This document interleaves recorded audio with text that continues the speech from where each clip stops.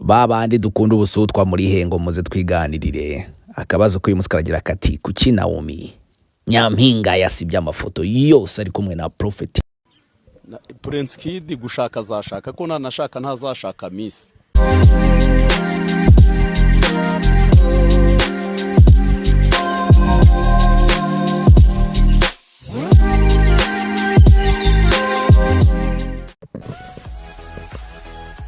aha nongeye kuguhereza ikaze hano kuri Simba Only TV. Nizere ko ibintu bikomeje kumera fresh sana cyane, nizere ko ibintu bikomeje kumera neza uko buri munsi nangira mbikubwira ikiganiro nakubwira ngo uno munsi nabi bitameze neza no kwihangana gusa birashoboka yuko ejo byamera neza. Ntabwo twese tuba tugomba kumera neza. Uyu munsi wagize amahirwe bikamera neza, hari abandi baba bimeze nabi. Nakubwira ngo rero niba uyu munsi wagiriwe amahirwe cyangwa se ukaba watoranyijwe mu bantu bimeze neza, ibuka yuko hari abandi bitameze neza nabo ubasabire babe bamera neza. Nanone nakubwira ngo uyu munsi niba wagize amahirwe bikaba bimeze neza, komeza ukore cyane usenge kugira ngo bizajye bihora bimeze fresh sana cyane kabisa. Rero nongeye kuguhereza ikaze waba uri hano mu Rwanda, amajyepfo, amajyaruguru, iburasirazuba ndetse n'iburengerazuba ndetse tutibagiye n'umujyi wa Kigali ndetse n'abadukurikirana bari hanze y'igihugu nabo bahaye ikaze hano kuri Simba Only TV. Nakubwira ngo kandi none niba aribwo ubu ukigera hano kuri channel bwa mbere cyangwa se ugiye kureba ikiganiro cyacu bwa mbere, kora subscribe kugira ngo uzagire ushobo kugenda wibonera amakuru agiye agezweho, amakuru y'ibyamamare tukugezeho hano mu Rwanda, hanze y'igihugu, hose turahakugirira tukaguhereza amakuru agezweho kandi navuga ngo mu ngeri zose, haba mu mikino, siporo, imyidagaduro, ubuzima bw'ibyamamare, utuntu n'utundi, ibyegeranyo bigiye bitandukanye. Ibyo byose ninjye bikugezaho. Amazina yanjye banyita Simba Only. Nakubwira yuko nkomoka hano mu gihugu cy'u Rwanda, +250 niyo kode y'igihugu cyacu kabisa. Ushobora rero kunyarukira ku mbuga nkoranyambaga zanjye zose ukampuringa cyangwa se ukamireza igitekerezo cyawe, cyane yuko ibitekerezo byanyu turabyubaha kandi tubihereza n'agaciro. Ku mbuga nkoranyambaga zanjye hose banyita Simba _Only.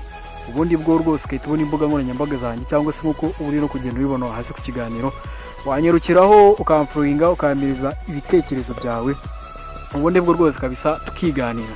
Ushobora rero kwibaza ngo uno munsi muzani ayahe makuru cyangwa se uno munsi naguteguriye iki. No munsi rero nabindi naguteguriye bimwe mu bintu byaranze iyi weekend cyangwa se udushya twabaye muri iyi weekend. Ubwo no kuvuga ngo no guhera ku wa mbere kugeza kuri iki cyumweru, ariko iyo video ushaka kuba uyibonye ku wa gatatu cyangwa ku wa kane cyangwa ku wa gatanu, gusa wamenya yuko naguteguriye ibyaranze iki cyumweru tuvuyemo. Ngira ngo navuga ngo ni ibintu byinshi, ahubwo ndaza guhera hehera. Amakuru yo ni menshi kabisa, amakuru yaranze iki cyumweru ni menshi, udushya two ni twinshi, no kwibaza ngo ndahera hehe. Ndagira ngo rero uze kureba iki kiganiro cyose kandi ugisoze, uri buze kubana nanjye Simba Only +250 icyo gihugu nkomokamo se cyangwa u Rwanda. Nakubwira ngo rero reka nze nkubite mbangura cyangwa se reka nze dutangire n'amakuru yacu yaranze iki cyumweru. Ndakumenyesha yuko kabisa ibayita Sunday night kabisa, ngenda ndushaho kugenda ngutegurira amakuru yaranze iki cyumweru. Reka nze rero dutangire n'amakuru yacu yaranze iki cyumweru. Okay, nongeye rero kuguhereza ikaze hano kuri Simba Only TV. Nizere ko ukomeje kumera neza cyane. Nakubwira ngo rero niba utameze neza birashoboka yuko wamera neza ku munsi w'ejo cyangwa se ejo n'ejo bundi. Icyo nakubwira cyo no gusenga, ubundi ibindi ukabiharira Imana. Rero nkuko nari mbikubwiye hejuru, reka dutangire n'amakuru yacu. Navuga ngo ku munsi wo kwa kane nibwo uwo bita Elsa ndetse n'uwo bita Prince Kid. Ngira ngo uyu Prince Kid cyane muramumenyereye, uyu nguyu yamenyekanye cyane mu gutegura amarushanwa y'ubwiza cyangwa se irushanwa rizwi cyane hano mu gihugu cyacu cy'u Rwanda nka Miss Rwanda. Uyu mugabo rero nibwo yari yagiye mu murenge ndetse ajya gusaba uwo bita Iradukunda Elsa wabaye Miss Rwanda 2017. Navuga ngo n'umuhango wagenze neza, ni igikorwa cyagenze neza. Nza no kukubwira yuko uyu Prince Kid ngira ngo no mu kiganiro kiraho hasi wanyarukira ukakibona, naje kuba nkubwira yuko rero uyu Prince Kid yakoye uwo bita Iradukunda Elsa Miss Rwanda ya 17, yaje kuba amukwa kabisa inka zigera kuri 3. Navuga ngo wabonaga ko ari ibintu byiza, ni ibintu byiza. Ngira ngo ku wa gatanu rero nibwo hahise hakorwa ubukwe. Navuga ngo nabwo n'ubukwe bwinshi cyane bwatikije izi mbuga nkoranyambaga, kuko benshi bavuga ati ubu ni bwo bukwe bw'umwaka bubaye muri uyu mwaka mu gihugu cyacu. Ubwo sinzi niba hari ubundi bukwe buzongera kuba bwarusha ubwa Prince Kid ndetse n'uwo bita Elsa. Navuga ngo ni ubukwe bro, ni ubukwe wabonaga yuko kabisa nta mafaranga yigenderaga.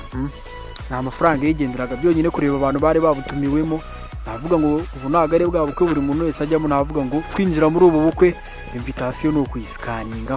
Ntago ari bya bindi usanga ubukwe bwajemo abavumyi, ntago ari bya bindi usanga ubukwe bwajemo abantu barenga ibihumbi 100, abantu barenga ibihumbi 10 buri wese yaje atatumiwe. Ubu ni ubukwe bwari buri serious. Navuga ngo wabonaga ko ari ubukwe buri organize. Ewana ubona yuko ni ubukwe navuga ngo ibintu byabo kabisa babiteguye neza, babishyira secret, biza kuba byagerero ku mugaragaro ku munsi wabyo. Navuga ngo no ku mbuga nkoranyambaga, haba imbuga nkoranyambaga za Prince Kid, haba imbuga nkoranyambaga za Iradukunda Elsa, aba bombi kugira ngo uzajye ku mbuga nkoranyambaga zabo ubisangeho byari ingorabahizi. Ngira ngo nanavuga yuko no kuva ubukwe bwabo bwarangira, urabona yuko imbuga nkoranyambaga zabo ntago ziraba updated ngo batangire gushyiraho ibyaranze ubukwe bwabo.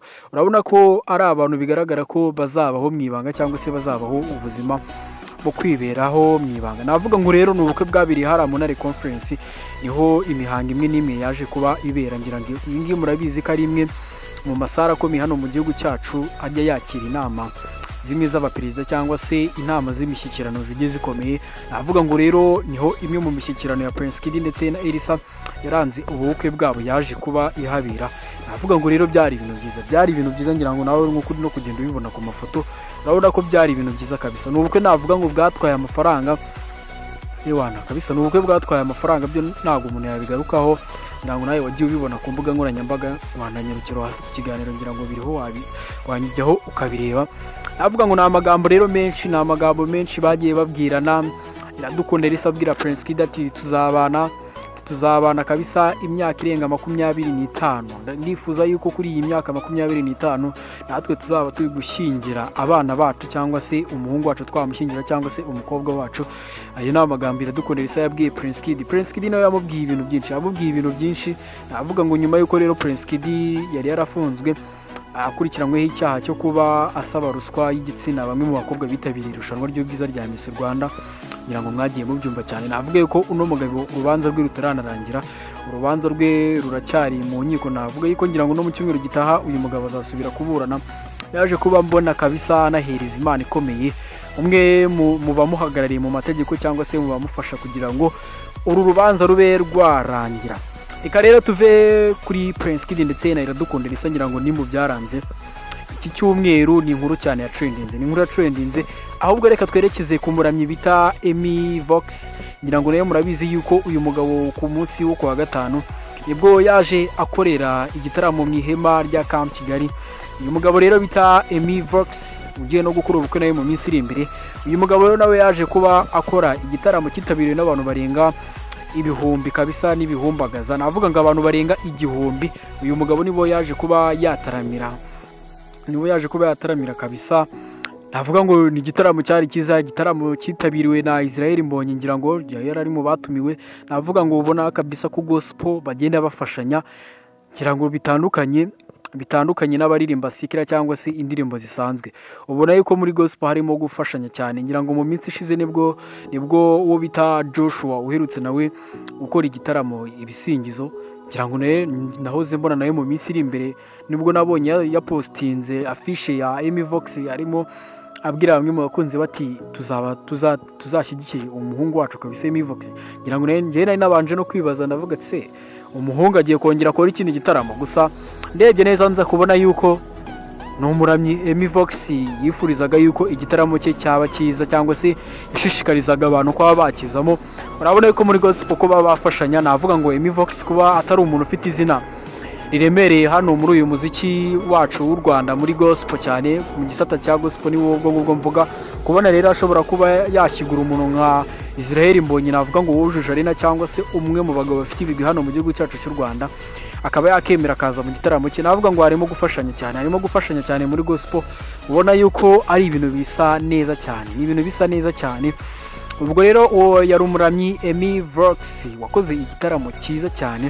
Navuga ngo ni weekend yaranzwe n'ibintu byinshi cyane, nakubwira ngo kora subscribe niba ari bwo ubu kigira hano kuri channel kugira ngo ugende urushaho kugenda yibonera ibintu bigezweho cyangwa se amakuru agiye atandukanye, amakuru y'imikino, amakuru y'ibyamamare, amakuru yagiye trendinga, ubuzima bw'ibyamamare se babubayeho gute, niyo byo mba nakuzaniye ahangaha.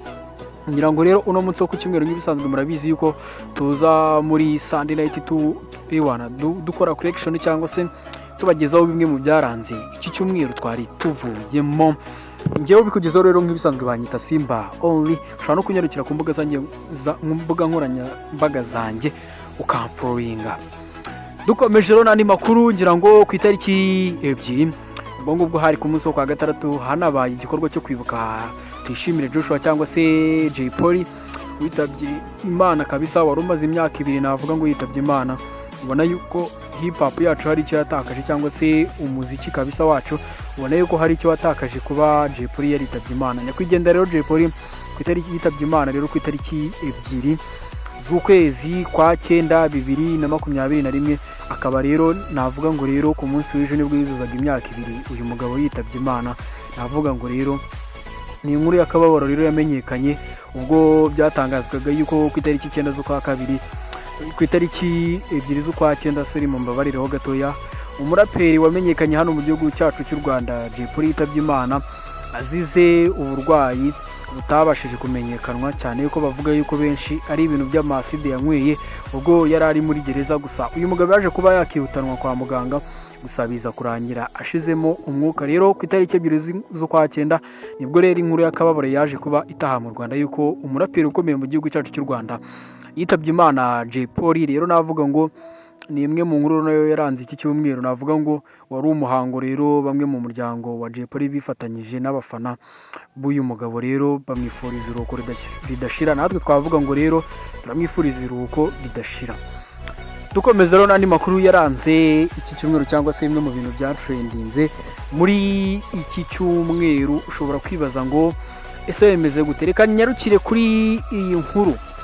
Bamwita Ishimwe Naomi cyangwa se Miss Rwanda 2018 niba nibuka neza, ni 2018 cyane ibintu sinibuka neza.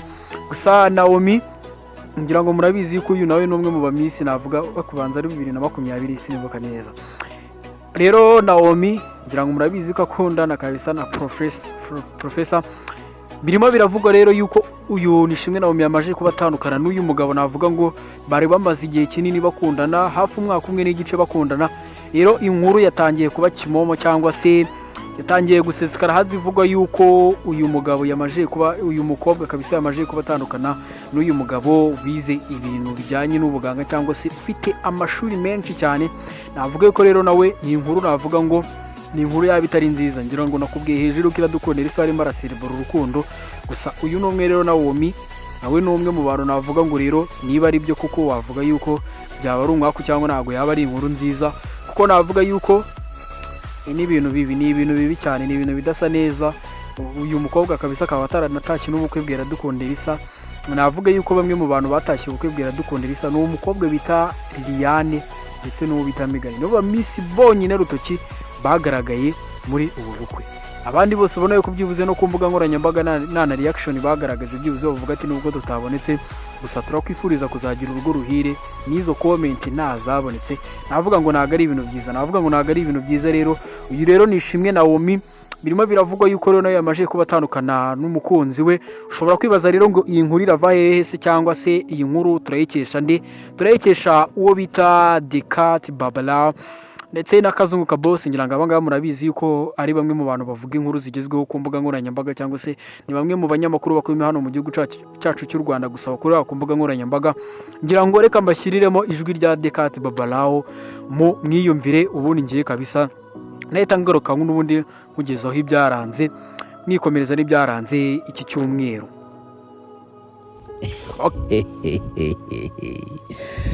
Babandi dukunda ubusutwa muri hengo muze twiganirire.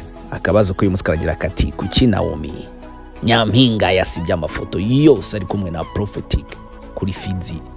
Nuko iki reba bimeze biti kuki amafoto yose genda scrolling umanuke rwose nta ya mafoto yose babaga bari kumwe yasibye umwana nta bintu byinshi. ugiye kuvuga ati nkono se ngo ko hariho ifoto imwe isigayeho ngo ibyo byo urabisobanura ute? Ifoto imwe isigaye ngiyi bari Dubai, ariko witegereje hano hejuru ino foto ya postinzwe nandi na prophetic, which means itegereze neza niwe wamutaginze. Mu magambo makeya prophetic yapataginze Ishimwe Naomi. None se ande mafoto mwana wanjye yataye ahuzo kubera iki? Why? Eswe yako mugafata. Okay, fresh sana cyane kabisa, ngira ngo wabyumvishije, wabyumviye kabisa. Reka atarimo aravuga ati muze duhurure abakunda ubusutwa, uwo bita Naomi kabisa, ati nujya kuri post cyangwa se amwe mu mafoto uyu mukobwa yagiye postinga ku mbuga nkoranyambaga ze, uraza gusanga na foto nimwe agifiteho ari kumwe na n'uyu mukunzi. Gusa ngiye navuga ngo ndamunyomoza, ngewe dikati babalao ndamunyomoza. Iyi nkuru niyo mpamvu ngewe wene nari nabanje gusa nkwanga kuyivuga gusa, ariko ko ari imwe mu nkuru nazo zaranze iki cyumweru ntago nagende nayivuzeho. Gusa ngiyi iyi foto nayo iri kuri account ya Naomi. Ngiyo iyo foto nawe urimo urayibona, ni imwe mu mafoto rero nayo iri kuri account ya Naomi. Rero banza dikati nyine rwa kundi bashaka kwitwikira, gusa Naomi we nta kintu arabivugaho cyangwa se n'umukunzi we nta kintu arabivugaho. Toza rero ngana ku musozo n'amakuru yaranze iki cyumweru, ntago nagenda nabagijeje amakuru y'imikino. Nuko indi nkuru rero yaranze iki cyumweru n'umugabo bita Kenesi arakubwira ati nyuma y'uko ikipe ya Kiyovu kubiswe ibitego 4 cyangwa se kubitiwe ahareba inzega n'ikipe ya Bugesera ibitego 4 ku busa, Kenesi arakubwira ati Kiyovu Sport ntago ari ikipe y'abanyamugi, ntago ikiri ikipe y'abanyamugi. Kuri ubu ngubu ikipe y'abanyamugi ni ikipe ya Gasogi United. Niko Kenesi akubwira ati twebwe ubu ngubu ni twebwe tuyoboye umujyi cyangwa se ni twebwe tuyoboye umujyi. Mu gihe rero ikipe ya Kiyovu nitegura kuba yahura na Gasogi. Ese uyu mukino uzarangira gute? Ko Kenesi ngira ngo murabizi akenshi ababona nishakira n'abafana, navuga rero ngo ahanini niyo mpamvu ubona yahuruje imbaga nyamwinshi kugira ngo umukino uzitabirwe n'abantu. Navuga ngo rero Kiyovu Sport yakubiswe n'ibitego 4 ku busa na Bugesera. Ni indi nkuru rero yaranze iki cyumweru. Nakubwira ngo rero kora subscribe kugira ngo uzajye twibanira mu nkuru zigezweho, niba uba wacikanywe n'ibintu babigezweho. Banyita Simba only press 250, nicyo gihugu nkomokamo kabisa n'u Rwanda. Nakubwira ngo niba runkurikiranye hanze y'u Rwanda cyangwa se uri mu gihugu hano indani, amajyepfo, amajyaruguru, iburasirazuba, iburengerazuba, umujyi wa Kigali, nongeye kubashimira kabisa. Nakubwira ngo niba rwa rukigira no kuri channel, kora subscribe kugira ngo uzajye tugenda twibanira mu nkuru zigezweho cyangwa se amakuru y'imyidagaduro ngenda nkugezaho. Ushaka kumbereza igitekerezo cyawe kuri iyo nimero mba nashyize aho hasi kabisa. Nongeye rero kugushimira, nguhaye mwifurije icyumweru cyiza, kuzagira icyumweru cyiza, muzarahahe muronke.